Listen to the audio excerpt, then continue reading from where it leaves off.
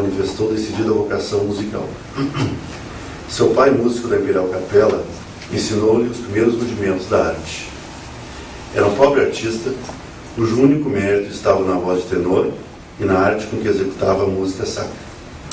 Inácio, conseguintemente, aprendeu melhor a música do que a língua, e aos 15 anos sabia mais dos bemóis do que dos verbos. A rabeca foi o primeiro instrumento escolhido por ele, como que melhor podia corresponder às suas sensações da alma. Não o satisfazia, entretanto, e ele sonhava com uma coisa melhor. Um dia veio ao Rio de Janeiro um velho alemão que arrebatou o público tocando violoncelo. Inácio foi ouvi-lo. Seu entusiasmo foi imenso. Não somente a alma do artista comunicava com a sua, como lhe dera a chave do segredo que ele procurara. Inácio nascera para o violoncelo.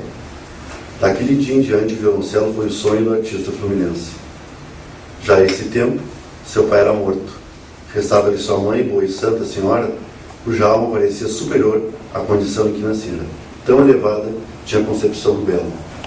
Inácio contava 20 anos, uma figura artística, os olhos cheios de vida e de futuro.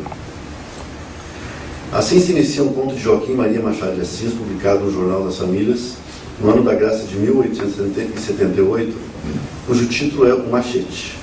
Machete é uma palavra já em desuso em nossa língua, é outro nome dado ao cavaquinho.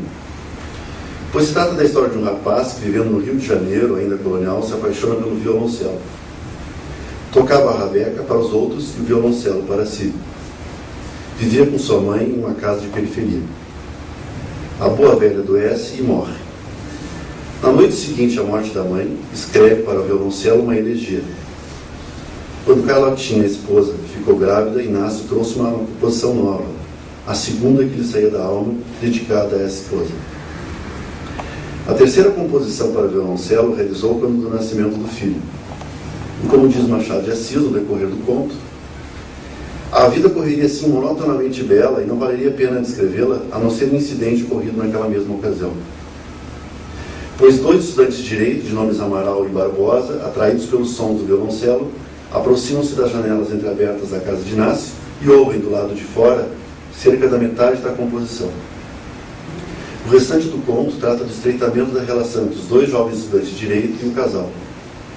Barbosa tocava machete, cavaquinho, e aos poucos Carlotinha torna-se deslumbrada pelo som daquele instrumento, considerado rude e popular, tão diferente do distinto violoncelo de Inácio Ramos. Ao final da história, se fica sabendo que a nobre esposa, de tão encantada que ficara pelo machete de Barbosa, abandona o marido e o filho, indo viver com o estudante. Pois que movimentos de mudança se processam no protagonista desse conto, identificado com o pai, que era músico. Inácio Ramos, desde criança, se decide pela música. Mas o pai era um músico pobre e desconhecido. Inácio faz igual e faz melhor. Inicia-se pela rabeca, mas ao conhecer um músico alemão, troca o velho instrumento pelo violoncelo, esse sim, mais culto, mais nobre. Percebe-se aí um distanciamento da identificação inicial com o pai. Seria sim músico como o pai, mas não pobre e sem méritos como esse. O conto prepara para o protagonista um final trágico. Como que vencido pela culpa em ter superado o pai, recebe como castigo a traição da esposa, que foge com o tocador de cavaquinho. O estudante de direito, tocador de machete, pode aqui também representar uma figura materna vingativa, superegóica. Mas ao final do conto, o protagonista admite para o filho que o machete é melhor que o violoncelo, aproximando-se de uma posição depressiva, mas ainda cindida de objetos bons idealizados e maus desidealizados. Não é, portanto, uma mudança psíquica de fato. Inácio ainda não reconhece que pode tanto tocar violoncelo quanto machete. Imagina essa altura das minhas palavras o que vocês estarão pensando. O que esse conto tem a ver com o tema proposto para a mesa Psicofármacos e Mudança Psíquica? Vocês podem estar pensando, ou Flávio fará uma ligação disso com o tema, ou há uma mudança psíquica em professor de psicofarmacologia tentando fazer interpretações psicanalíticas a partir de um conto literário. Eu diria a vocês que ambas as respostas estão corretas. Eu não excluiria a priori nenhuma delas. Pensei então em trazer aqui, para essa discussão, nessa manhã, 3 reflexões que eu fiz sobre a relação psicofármacos e mudança psíquica. Eu voltarei ao Machado de Assis mais adiante. Primeiro, a primeira reflexão eu denomino de psicofármacos auxiliando ou prejudicando o processo psicoterápico. Isso diz respeito a se os psicofármacos prejudicariam, auxiliariam ou, pelo menos, facilitariam uma mudança psíquica. Nesse aspecto, gostaria de iniciar citando Schatzberg, Paul e De Battista, na 6ª edição do Manual of Clinical Psychopharmacology de 2007. Esses autores fazem uma interessante reflexão sobre a psiquiatria atual. Eles dizem, abre aspas, alguns acadêmicos e clínicos têm argumentado que as abordagens psicofarmacológicas se tornaram a essência da psiquiatria, enquanto outros, por muitos anos, insistiam que essas medicações, os psicofármacos, simplesmente mascaravam as doenças subjacentes, trabalhando contra a resolução de conflitos, interferindo na psicoterapia e assim por diante. Fecha aspas. Percebe-se aqui uma ideia antiquada de que ao receber uma medicação, o paciente estaria sendo anestesiado de seus conflitos, o que, inevitavelmente, o prejudicaria em seu processo psicoterápico analítico, ou, de outra forma, o impediria de alcançar uma real mudança psíquica. Felizmente, essa é uma postura já ultrapassada. Em nosso meio, os bons psicoterapeutas analistas sabem que sintomas moderados e graves em eixo 1 não são responsivos apenas à abordagem psicoterápica, em especial naqueles pacientes com forte componente genético em suas famílias.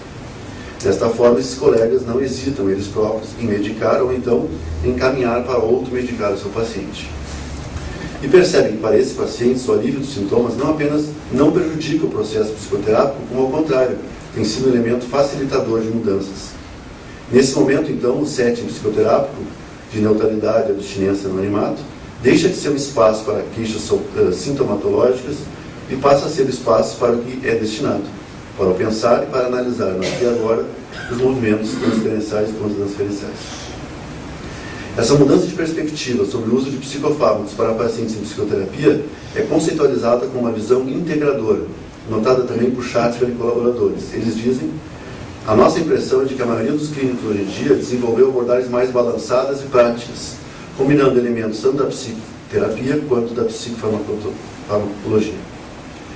Eu, particularmente, penso que se pode afirmar que a psiquiatria, ela própria, está em movimento de mudança psíquica, deixando de lado uma posição mais esquizoparanoide de objetos sentidos, de um lado os objetos psicanalíticos e de outros objetos psicofarmacológicos, para uma posição mais depressiva, reconhecendo que ambos os objetos podem coexistir de forma saudável em nossa ciência, em nossa prática e em nossa arte. A segunda reflexão eu denomino de trabalho analítico psicoterápico versus trabalho de prescrição. Quero aqui trazer um paralelo entre o trabalho psicoterápico, que almeja uma mudança psíquica, e o trabalho de prescrição de um psicofármaco. Aos menos familiarizados com prescrição, esse processo pode parecer de uma superficialidade rasteira. A esses pode parecer uma equação simplista na mente. Para depressão, antidepressivos; para ansiedade, ansiolíticos, antidepressivos; para apresentações maníacas, estabilizadores do humor; para quadros de psicose, os antipsicóticos. Pretendo, pois, demonstrar que a prescrição psicofarmacológica guarda essencialmente os mesmos elementos de movimento que envolvem uma mudança psíquica. Para isso, peço que nos